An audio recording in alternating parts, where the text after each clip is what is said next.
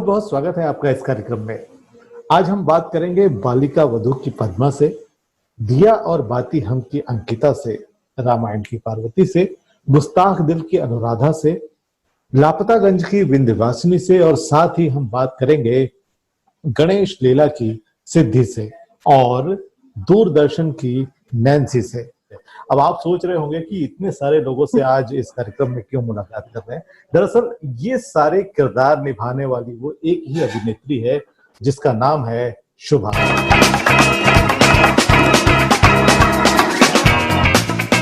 आज हम इस अभिनेत्री से मिलेंगे और ये इस वक्त मुंबई में है, लेकिन खास बात यह है कि आप बालाघाट से ताल्लुक रखती हैं। शुभा हमारे साथ है। शुभा, आपका बहुत बहुत स्वागत है इस कार्यक्रम में। नमस्कार सभी दर्शकों को मेरा बहुत बहुत नमस्कार। शुभा, एक बात मैं आपको बचपन से जानता हूं, काफी पहले से हम आपको देख रहे हैं, आपकी फैमिली शिक्षा से जुड़ी हुई रही है और मदर जो आपकी मम्मी है और पापा सारे लोग शिक्षा से जुड़े हुए रहे हैं। आप भी पढ़ाई में काफी अच्छा ध्यान दिया करती थी, पढ़ाई में काफी आपका मन लगता था। ये एक्टिंग की ओर कब आप मुड़ी और कैसे, किस तरह से, क्या आपको मतलब शुरुआत से ही कुछ प्लान कर रखा था ऐसा? देखिए, शुरुआत से तो कुछ प्लान नहीं किया था। इनफैक्ट कभी सोचा भी नहीं था कि एक्टिंग के क्षेत्र में कभी जाना है। इनफैक्ट आप जैसे बचपन से मुझे जानते हैं तो संगीत में रुचि थी और एक अच्छी सिंगर बनना चाहती थी और उसके लिए प्रयास भी किया। थोड़ा बहुत म्यूजिक जितना सीख सकती थी उतना सीखा भी। लेकिन कभी कभी कहते हैं कि लाइफ हमें अपने आप अपनी डेस्टिनी की ओर ले जाती है, तो शायद मेरे साथ भी वैसा ही हुआ कुछ। और हुआ ये कि जब बालाघाट से हम पूरी फैमिली के साथ जब भोपाल शिफ्ट हुए तो यहाँ पर कुछ ऐसे अवसर मुझे मिले कॉलेज के थ्रू, तो हम लोग काफी प्रोग्राम्स किया करते थे म्यूजिकल, लेकिन साथ ही साथ मुझे थिएटर के कुछ ऑफर हुए। अच्छा। तो जब फर्स्ट ऑफर हुआ तो मुझे यानी खुद को अपने आप पे डाउट था कि मैं कर पाऊंगी या नहीं कर पाऊंगी। लेकिन जो जिनके साथ मैंने काम किया, मिस्टर मनोज नायर, जो एक अच्छे theatre artist, establish theatre artist है आज की डेट में, उन्होंने बहुत मुझे मोटिवेट किया और बहुत सिखाया, बहुत कुछ सीखने मिला उनसे। तो यहाँ से मैंने अपने एक्टिंग करियर की शुरुआत की। लेकिन स्टिल एक थिएटर आर्टिस्ट होना और एक सीरियल आर्टिस्ट, टीवी आर्टिस्ट होने में बहुत डिफरेंस है। एक्टिंग में थोड़ा बहुत ही डिफरेंस है, लेकिन स्टेज और लेवल वाइज काफी डिफरेंस आ जाता है उसमें। तो उसके बाद भी कभी ये नहीं सोचा था कि टीवी सीरियल्स में, हाँ, लेकिन ऑफर आना शुरू हुए थे। तो धीरे धीरे करके कुछ ऐसी परिस्थितियां बनी कि मैं मुंबई शिफ्ट हो गई और फिर वहां पर जाके अपने आप इसमें रुचि बढ़ गई। बिल्कुल बिल्कुल। और अब तो एक तरह से देखा जाए तो छोटा पर्दा जो है ये छोटा नहीं रहा, ये बड़े पर्दे से भी बड़ा पर्दा हो गया, क्योंकि तमाम बड़े पर्दे के कलाकार छोटे पर्दे में आकर अपनी बात कहते हैं। तो फिर भी मैं आपसे ये जानना चाहूंगा कि कभी इच्छा हो रही कि बड़े पर्दे की तरफ भी जाना चाहिए या मौका मिला तो जाए? देखिए, मौके जब मिले तो उसको कभी ठुकराना नहीं चाहिए, और अगर आपके पास अच्छी अपॉर्चुनिटी है और एक्टिंग किसी भी क्षेत्र में अगर आपको अच्छी अपॉर्चुनिटी मिल रही है तो जाना चाहिए। अगर आपको लगता है, आपको 1% की उम्मीद है कि आप उसमें थोड़ा बहुत भी कुछ कर सकते हैं, तो आपको उसके बारे में सोचना चाहिए। क्योंकि मैं अगर अपना एग्जांपल दूं तो मैंने कभी नहीं सोचा था एक्टिंग के बारे में, लेकिन अपॉर्चुनिटी मिली और मैं पूरी तरह से डाइवर्ट हो गई।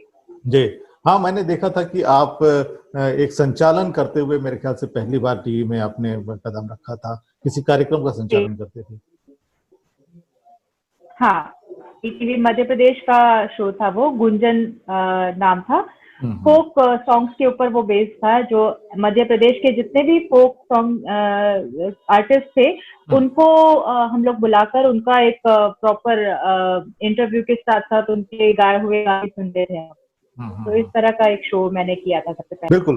तो आपने टीवी से उस संचालन के साथ आपने टीवी को शुरू किया और एक्टिंग में अभी अब आप आ चुके हैं, और अब तो एक ऐसा सीरियल जो बहुत सारे घरों में लगातार देखा जा रहा है, एक नया सीरियल जिसमें एक ऐसे फैमिली की कहानी है जो सैनिक या उस सेना के बैकग्राउंड से है। तो जी। ये सारे किरदार हम देख रहे हैं, आपके तरह तरह के किरदार है, अगर जो मैंने अभी शुरुआत में भी गिनाए थे, बालिका वधू और ये तमाम जो सीरियल है, ये सारे लोग, दिया और बाती हम, ये सभी लोग रोज एक तरह से उन किरदारों के साथ में घुल मिल जाते हैं। ऐसा जब अलग अलग जो किरदार हैं, आप लोग भी जब लगातार उसको करते हैं, तो कभी कभी ऐसा नहीं लगता कि एक जो किरदार है उसकी छाप दूसरे किरदार पर भी पड़ रही है, या लोग हमको एक टाइप्ड किरदार में ही देखना पसंद करने लगे हैं? कभी कभी ऐसा लगता है आपको? हाँ जी, ये अक्सर होता है। यानी बहुत सही क्वेश्चन आपने मुझे इस तरह पूछा हम्म, कि कई बार ऐसा हम लोग के साथ होता है कि अगर मैंने कुछ एक टाइप का कैरेक्टर किया, जैसे एक शो जिसका जिक्र शायद हमने अभी किया, हम्म, रिश्तों से बड़ी प्रथा, एक शो मैंने किया था। जी, उसमें एक मेड का कैरेक्टर मैंने किया था, और वो बड़ी बोलते हैं ना चालू किस्म की जो मेड होती है, उस टाइप का मैंने एक कैरेक्टर किया था। तो उस कैरेक्टर में काफी कुछ करने के लिए था, लेकिन जी, उसके बाद लोग क्या होता है ना, कई बार टाइप्ड, जो आपने वर्ड यूज किया उसके लिए मैं बात कर रही हूँ, कि उसमें हम्म, क्या होता है कि जैसे मैंने एक बार वो कैरेक्टर किया, तो उस कैरेक्टर में करने के लिए बहुत कुछ था, लेकिन हम्म, उसके बाद से मेड के कैरेक्टर के लिए ऑफर आने लगे। सपोज मैंने कभी माँ का कैरेक्टर किया तो माँ के कैरेक्टर के लिए ऑफर आने लगे। हम्म, फिर उसके बाद कभी भाभी का कैरेक्टर किया तो भाभी के कैरेक्टर, तो इट हैपन्स। यानी हम्म, जो हम कैरेक्टर करते हैं उसके उसी के हिसाब से हमें नेक्स्ट शो के लिए भी कास्ट करने की कोशिश की जाती है। लेकिन हम्म, इस बीच हमारे लिए बहुत बड़ा एक चैलेंज होता है कि अब अगर आपने एक इमेज बना ली है तो उस इमेज को तोड़ के फिर दूसरे कैरेक्टर को के लिए सिलेक्ट होना अपने आप में एक बहुत बड़े लक की बात है। मैं तो लक की बात ही कहूंगी, क्योंकि एक कैरेक्टर की अगर हम बात करें तो हजारों लड़कियां, हजारों लोग एक कैरेक्टर के लिए ऑडिशन देते हैं, उसमें से बिल्कुल, एक सिलेक्ट होकर आना, शायद मैं हम्म, हजारों भी कम बोल रही हूँ, ज्यादा लोग हम्म, भी होते हैं। हम्म, तो उसमें से एक सिलेक्ट होकर आना एक लक की ही बात होती है। जी, तो ये टाइप्ड होने वाली बात, अगर मैं एक्सेप्ट करते जाऊंगी एक जैसे कैरेक्टर, तो शायद टाइप्ड होने के चांसेस बहुत ज्यादा बढ़ जाते हैं। अच्छा, हम देख रहे हैं कि आप अपनी उम्र से कुछ ज्यादा उम्र वाले कैरेक्टर पर ज्यादा इस वक्त फोकस कर रही हैं। आपकी उम्र जो है और आपके कैरेक्टर की उम्र, बहुत अंतर उसमें नजर आता है। मम्मी क्या कहती है सब कुछ देखकर? क्या उनको लगता नहीं कि आप भी एक चुलबुली लड़की वाली भूमिका निभाएं? देखिए, ये बात अभी के शो के लिए बिल्कुल सही बोल रहे हैं आप, कि मैं हम्म, अपने उम्र से काफी ज्यादा उम्र का कैरेक्टर निभा रही हूँ। हम्म, लेकिन देखिए अभी क्या है कि सिचुएशन जो कह रही है हम्म, उसके हिसाब से अभी मुझे लगता है कि जो भी कैरेक्टर है वो एक कैरेक्टर है, उससे मेरी ओरिजिनल उम्र को नापना सही नहीं है। मैं एक हम्म, किरदार निभा रही हूँ वहां पे। हम्म, और सिचुएशन भी अपनी ऐसी है कि pandemic की वजह से बहुत सारे शोज ऑफ एयर जा रहे हैं, बहुत सारे नए शोज आ रहे हैं, और फिर आर्टिस्ट अवेलेबल नहीं हो पा रहे हैं। तो इस जी, बीच मुझे ऐसा लगा, और सबसे बड़ी बात इस शो के लिए अगर मैं कहना चाहूंगी कि ये शो मैं अपने घर में रहकर कर रही हूँ, भोपाल में ही हमारा शो शूट पूरा हो रहा शूट हो रहा है, है। और यहाँ पर रहकर मुझे एक अच्छी अपॉर्चुनिटी मिली, तो मैंने उसे छोड़ना सही नहीं समझा। जी, जी, जी, और जी, जहाँ जी, तक कैरेक्टर की बात है, तो आज मैं मदर का कैरेक्टर कर रही हूँ, जरूरी नहीं है आगे भी करूँ, जैसा कि मैंने आपको पहले भी कहा। बिल्कुल, बिल्कुल, बिल्कुल। और मेरी आपको तो कोशिश यही रहती है कि हाँ, डिफरेंट कैरेक्टर्स करूँ। निश्चित निश्चित रूप से। अच्छा, एक भूमिका हम जब भी करते हैं तो कितनी तैयारियां करनी होती है, क्योंकि बहुत लोग इसको देख रहे होते हैं और एक लंबे समय तक चलने वाले धारावाहिक होते हैं, तो क्या तैयारियां होती हैं इसके लिए? क्या आप लोग एक लंबे समय का, क्योंकि धारावाहिक के मामले में कहा जाता है ना कि वो बहुत दिनों तक चलते हैं, कई सालों तक कई तो चल जाते हैं, तो इसके लिए भी कुछ तैयारी पहले से करनी पड़ती है आप लोगों को? जैसे अक्सर फिल्मों में होता है कि फिल्मों के लिए कैरेक्टर जो होते हैं, हाँ कलाकार जो होते हैं, वो लोग थोड़ी तैयारी भी करते हैं, कभी कभी साल साल भर रिहर्सल भी होती है। जी, जो आप तैयारी की बात कर रहे हैं उसको एक टर्म यूज किया जाता है, मेथड एक्टिंग। तो हम्म, मेथड एक्टिंग में होता यह है कि आप उस कैरेक्टर को जीते हैं पहले। हम्म, सपोज दंगल की अगर हम बात करें, तो दंगल में जो गीता फोगाट का कैरेक्टर जिस एक्ट्रेस ने निभाया, उन्होंने उस जगह में जाके उस कैरेक्टर को उस वातावरण में रह के अपने आप को ढाला, और तब उन्होंने शूट किया। तो ये एक मेथड एक्टिंग कहलाती है। लेकिन हम लोग जो करते हैं, क्योंकि सीरियल हमें रोज का टेलीकास्ट देना होता है प्रोडक्शन को, तो इतना टाइम नहीं होता सीरियल में कि हम उस चीज को जिए और फिर हम शूट करें, क्योंकि हर दिन एक एपिसोड आना है, 5 दिन वीक के एक एपिसोड आना, और एक एपिसोड को शूट होने में कभी कभी जो सीन के अकॉर्डिंग कभी 2 दिन, कभी 3 दिन भी लग जाते हैं, और कभी 4 दिन भी लग जाते हैं, अकॉर्डिंग सीन किस तरह के लिख के आ रहे हैं। कैरेक्टर को निभाने की और उसको उस तरह से एक्ट करने की बात है। प्रोडक्शन कई बार कुछ स्पेशल कैरेक्टर्स के लिए हमें प्रोफेशनल्स प्रोवाइड करते हैं, जिसमें वो हमें टाइम टू टाइम या सीन बाय सीन बताते जाते हैं कि इस तरह का एक्सेंट होना चाहिए, या वहां पे स्क्रिप्ट भी जो लिख के आएगी वो उसी एक्सेंट में लिख कर आएगी। और सपोज कोई हरियाणवी हम शो कर रहे हैं, तो हरियाणा से कोई लैंग्वेज एक्सपर्ट को बुलाया जाएगा, जो हमें हमारी लैंग्वेज पे जब हमारे पास सेट में सीन्स के बीच में टाइम होता है, तो वो हमें एक तरह से सिखाते हैं लैंग्वेज, और उसका टोन बताते हैं कि किस चीज को कैसे बोला जाता है। तो सीरियल में ये होता है कि टाइम थोड़ा कम होता है, और कम टाइम में ज्यादा चीजें सीखनी पड़ती हैं, उस कैरेक्टर के बारे में ज्यादा सोचना पड़ता है, और अपने आप से यानी थोड़ी मेहनत ज्यादा करनी पड़ती है। ये बिल्कुल नहीं कह रही हूँ कि फिल्मों में मेहनत नहीं है, लेकिन फिल्मों में मेहनत के साथ साथ टाइम भी दिया जाता है। जी, काफी पर्याप्त समय होता है। थिएटर की बात भी अगर करें, थिएटर में एक लंबा समय रिहर्सल के लिए होता है। लंबा समय। हम यहाँ पर एक बात और जानना चाहेंगे कि शुभा की क्या इच्छा है, कौन सा कैरेक्टर है जो, या फिर किस प्रकार का कैरेक्टर है जो मिल जाए तो निभाएंगे, या अब तक आप निभा भी चुकी हो? एक DD1 पे मैंने एक शो किया था, नैन्सी उसका नाम था, जिसमें मैंने टाइटल कैरेक्टर ही किया था, नैन्सी। वो उसमें मैंने एक जैसे कि आप लोग जर्नलिस्ट का ही रोल प्ले किया था, और काफी बोलना चाहिए निडर होती है वो बंदी, और हमेशा सच के लिए लड़ती है। तो एक ऐसा कुछ चैलेंजिंग रोल में हमेशा से प्ले करने का मेरा मन रहा है। एक बार कर चुकी हूँ, लेकिन आगे भी अगर मुझे मिलेगा तो मैं जरूर प्ले करूँगी। निश्चित रूप से, और हम भी ये उम्मीद करते हैं कि आगे भी आप बहुत अच्छी तरह से करेंगे। एक बात और बताएं कि ये जो दौर है, इस वक्त तो काफी मुश्किल का दौर है, शूटिंग और तमाम सारे काम रुके हुए हैं, और ऐसी स्थिति में काम करने में कितनी दिक्कत आती है? देखिए, 3 महीने घर पे रहने के बाद काम करने के लिए जिसको भी मौका मिल रहा है वो अपने घर से निकल रहा है। सिर्फ हम एक्टर्स की बात नहीं है, ये पूरे इंडिया में सभी की बात है। तो जैसा कि मोदी जी भी कह रहे हैं, काम तो करना है, कोरोना के साथ जीना है, और हम लोग भी अपने जब शूटिंग्स में जाते हैं, बहुत सारी प्रिकॉशंस हम लोग अभी ले रहे हैं। जैसे कि सेट पे पहुंचने के बाद हमारी तुरंत एक तरह से हेल्थ चेकअप होता है, सैनिटाइजेशन होता है हमारे पूरे सेट का, चाहे वो फ्लोर हो, चाहे वो थिंग्स हो, जैसे सोफा और टेबल या जो भी चीजें हैं वहां पे अवेलेबल, सबका सैनिटाइजेशन होता है। दिन में 3 बार हम लोग के हेल्थ चेकअप होते हैं, हमारी वैनिटीज सैनिटाइज होती हैं। तो सोशल डिस्टेंसिंग, एक प्रॉपर टीम है, सिक्योरिटी टीम, जो हमारी पूरे सेट का ध्यान रखती है कि सभी लोग सोशल डिस्टेंसिंग मेंटेन कर रहे हैं या नहीं, सब लोग मास्क लगा रहे हैं या नहीं। और हमें भी, हम एक्टर्स को भी सिर्फ उस समय ही मास्क निकालने की परमिशन है जब हमारा फाइनल टेक हो रहा होता है, अदरवाइज रिहर्सल्स में भी हम लोग मास्क पहनकर होते हैं। तो ये सब प्रिकॉशंस हम ले रहे हैं। डर जरूर लगता है, क्योंकि आसपास का कोई एक बंदा भी अगर पॉजिटिव हो जाता है तो सभी के लिए खतरा होता है वो, लेकिन काम तो करना है। अच्छा, एक बात और मैं जानना चाहूंगा, वो ये कि अक्सर जब टीवी पर शो चल रहे होते हैं, चाहे वो रियलिटी शो हो सिंगिंग के, या फिर तमाम सारे शोज होते हैं, तो सामने जो बैठा दर्शक होता है उसमें कुछ बच्चे भी होते हैं, और बच्चे वहां पर ये अपनी सपने बुनने लगते हैं कि हमें भी उस टीवी के अंदर जाना है, यानी कि हमें भी वो काम करना है। तो कितना मुश्किल होता है वहां तक पहुंचना, और फिर एक लड़की का वहां तक पहुंचना?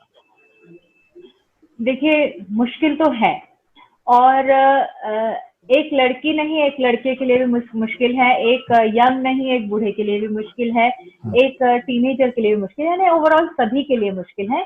लेकिन सही अप्रोच आपको काम दिलाने में बहुत ज्यादा हेल्प करती है। देखिए, इंडस्ट्री में या आजकल मैं सिर्फ इंडस्ट्री की बात नहीं करूंगी, आजकल सब इंडस्ट्रीज एक समान हो गई है, तो लक हर जगह काम करता है, लेकिन साथ में अगर आप केपेबल हैं, सबसे पहले आपको ये जानना जरूरी है कि आप सच में किसी एक फील्ड के लिए, एक्टिंग हो या फिर कोई और फील्ड आप जाना चाहते हो, उसके लिए आप क्या सच में तैयार हैं। वहां जाने के बाद आप एक अच्छे एक्टर हैं, आपको पहले सेल्फ एनालिसिस करना बहुत जरूरी होता है। मेरे ख्याल से जो मैं देखती हूँ, जो न्यू कमर्स आते हैं, कई लोग आते हैं बहुत उम्मीदों के साथ आते हैं, बहुत जोश के साथ आते हैं, लेकिन मुझे लगता है सबको एक बार सोचना चाहिए कि हम ये काम कर सकते हैं और हमारा काम क्या लोगों को पसंद आएगा, और अपना भरपूर प्रयास करना चाहिए, काम जरूर मिलेगा।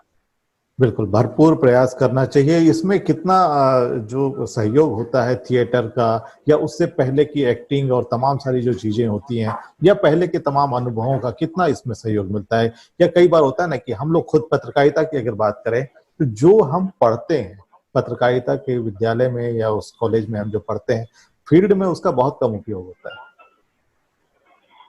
देखिए, हेल्प तो जरूर होता है, क्योंकि एक्टिंग में कैरेक्टर को समझना मेरे ख्याल से सबसे ज्यादा इम्पोर्टेंट चीज है।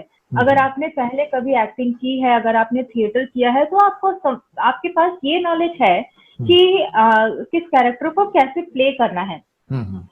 एक्टिंग में एक और बहुत इंपॉर्टेंट चीज है जिसको बोलते हैं ऑब्जर्वेशन। आपका ऑब्जर्वेशन जितना अच्छा, जितना स्ट्रांग रहेगा, आपको कैरेक्टर को पकड़ने में उतना ज्यादा हेल्प मिलती है। सेकेंड चीज, एक्सपीरियंस हमेशा काम आता है, लेकिन हाँ, कुछ टेक्निकल चीजें जो फ्लोर पे सीखने मिलती हैं, वो फ्लोर से पहले हमें सीखने नहीं मिलती। जैसे कैमरा एंगल होता है, किस तरह से कैमरे को फेस करना, किस तरह से पोजीशन लेना, किस तरह से लाइट लेना, माइक को किस तरह से लेना, प्रोनाउंसिएशन किस तरह से होना चाहिए, ये सब चीजें फील्ड पे जाने के बाद होती है। लेकिन अगेन, एक्सपीरियंस बहुत मैटर करता है इन सब चीजों के साथ। बिल्कुल बिल्कुल। और घर का सहयोग भी इतना जरूरी होता है। घर का सहयोग तो डेफिनेटली हर इंसान के लिए जरूरी है। उसके बगैर, देखिए, कई लोग आते हैं घर से, घर वालों को नाराज करके आते हैं, कई लोग छोड़ के आ जाते हैं, कई लोग बहुत अलग अलग तरह के। फिल्मों में अक्सर कलाकारों के साथ एक बात तो जुड़ी रहती है, घर से भागकर या फिर घर छोड़कर। ये हम आए और सब कुछ छोड़कर आए, उसके बाद फिर मुंबई में इतना स्ट्रगल किया, ये अक्सर बात कही जाती है। जी जी जी, इसीलिए मैंने भी वर्ड यूज किया, भाग कर आ जाते हैं, क्योंकि मेरे भी जान पहचान में कुछ ऐसे एक दो लोग हैं जो अपना सब कुछ छोड़ के, अपने अच्छे अच्छे जॉब छोड़ के आ जाते हैं, और एक एक जुनून होता है एक्टिंग का। लेकिन अगेन, भाग के आने से वो आ तो जाते हैं, मेहनत भी करते हैं, और जिनमें पैशन होता है, जिनमें वो हुनर होता है, वो आगे भी बढ़ जाते हैं। लेकिन कई लोग ऐसे होते हैं जो नहीं समझ पाते हैं कि वो सही जगह आए हैं या नहीं। उन लोगों के साथ कई बार फिर वो डिप्रेशन और ये सब वाली बातें हो जाती है। घर का सपोर्ट बहुत मैटर करता है। घर का सपोर्ट वाकई बहुत मैटर करता है। और हम समझते हैं कि बहुत सारी चीजें हैं जो उसके साथ जुड़ी होती हैं। शिक्षा भी कहीं ना कहीं पर काम में आती है, बहुत सारी बातें हैं। म्यूजिक से आपने शुरुआत की थी, म्यूजिक आपकी हॉबी थी, अभी भी गुनगुनाती हैं या छोड़ दिया? अब अपने लिए गाती हूँ। तो आज सबके लिए गाएं। कोई दो चार लाइनें। एक दो लाइन सुनाती हूँ आपको। मन रे तू काहे ना धीर धरे, ओ निर्मोही मोह न जाने, जिनका मोह करे, तू काहे ना धीर धरे। इतना ही उपकार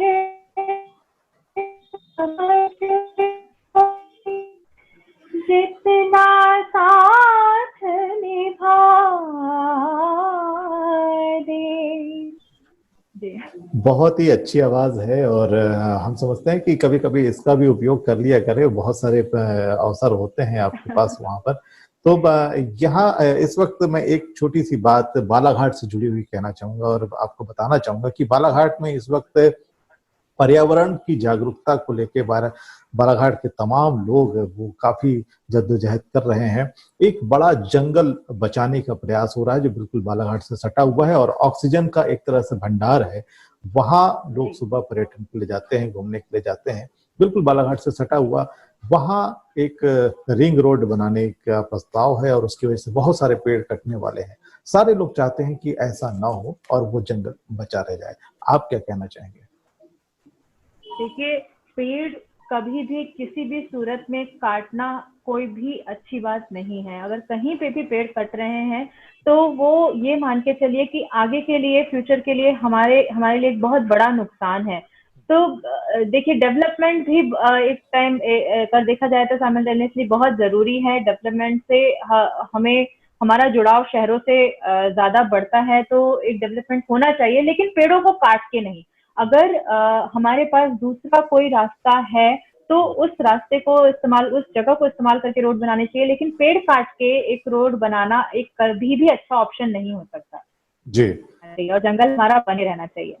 जंगल बना रहना चाहिए और इसकी जो हवा है हमें ताजी हवा मिलती रहनी चाहिए। एक अंत में एक सवाल आपसे बिल्कुल। मैं करना चाहूंगा कि अक्सर होता यह है कि जब लोग सीढ़ियों से ऊपर चढ़ जाते हैं तो सीढ़ियां हटा लेते हैं या जो कनेक्शन है वो खत्म हो जाता है।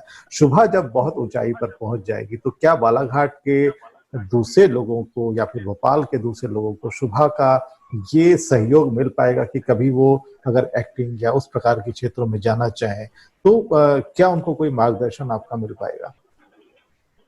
देखिए, जहाँ तक बालाघाट की बात है, मैं बालाघाट भले बहुत दिनों से नहीं आई हूँ, लेकिन मेरा जुड़ाव किस तरह से है बालाघाट से मैं आपको बता सकती हूँ हम्म, कि मैं आज भी जब सोती हूँ और मुझे अगर सपने में कुछ दिखता है, मेरा घर दिखता है, तो वो मुझे बालाघाट का घर दिखता है। हम्म, तो इस तरह से मेरा जुड़ाव जो है वो बालाघाट से है। हम्म,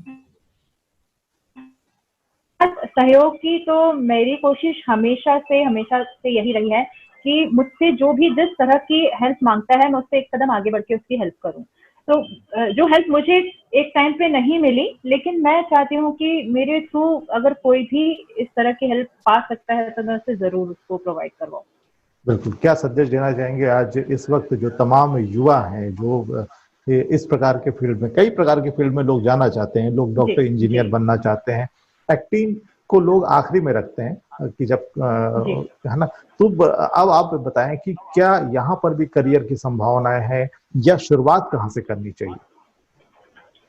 देखिए, शुरुआत मैंने आपसे पहले भी जो कहा कि सेल्फ एनालिसिस से शुरुआत करनी चाहिए। हम्म, आप जिस फील्ड के बारे में सोच रहे हैं, मैं नॉट ओनली एक्टिंग, कोई भी फील्ड, आप जिस फील्ड के बारे में जाने का सोच रहे हैं, आप सबसे पहले एक सेल्फ एनालिसिस कीजिए कि आप उसके लिए कितना डेडिकेटेड हैं, आप कितनी इच्छा शक्ति रखते हैं वहां जाने की, और वहां जाने के बाद आपको क्या क्या चीजें फेस करनी पड़ेंगी उनके बारे में भी सोचें।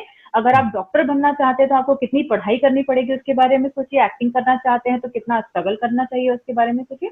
और सारी परिस्थितियों को जानने के बाद अपने परिवार के सदस्यों से डिस्कस करके अपने फैमिली को साथ लेकर आगे बढ़ना चाहिए, जिससे बाय चांस कभी खुदा ना खास्ता ऐसी सिचुएशन पड़े कि अपने परिवार की मदद लेने का झिझक नहीं होना चाहिए। वाकई वाकई। और कभी अगर जी ऐसी स्थिति आए तो उनकी दुआएं हमेशा आपके साथ रहेंगे बिल्कुल निश्चित बिल्कुल। रूप से। और बालाघाट क्योंकि सबसे बड़ा साथ अंत में अपने परिवार का ही होता है। निश्चित रूप से, जी निश्चित रूप से। और जी बालाघाट ही नहीं, भोपाल और तमाम जो लोग आपको जानते हैं उन सभी का जी साथ हमेशा आपके साथ बना रहेगा और सभी लोग चाहते हैं कि बिल्कुल। आप ऊंचाइयों पर पहुंचे और भी अच्छे अच्छे सीरियल्स करें और भी अच्छी अच्छी भूमिकाएं निभाएं और आपके सपनों की तमाम वो भूमिकाएं आप निभाएं, हम ये उम्मीद करते हैं। और आपने हमसे बात की, हमारे बालाघाट के तमाम दर्शकों से आप रूबरू हुए, आपका बहुत बहुत धन्यवाद। Thank you. धन्यवाद आप सभी का भी।